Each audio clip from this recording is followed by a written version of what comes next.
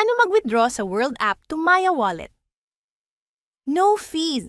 Mula sa home, pindutin ang settings sa itaas. Itap ang contacts. Kung hindi mo pa na ilalagay ang iyong mobile number, itap ang add phone number. Ilagay ang mobile number na konektado sa iyong Maya account. At itap ang confirm. Pumunta sa message at ilagay ang code na ipinadala sa inyong mobile number.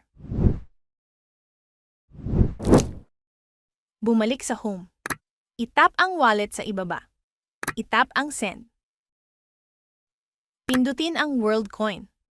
Sa search bar, itype ang Maya Plus. Siguraduhin na tama at may verified badge ang Maya Plus bago pindutin. Mag-enter ng amount ng gustong i-withdraw o pindutin ang maximum. At itap ang continue. Maghintay saglit hanggang matapos ang processing. Pindutin ang confirm send.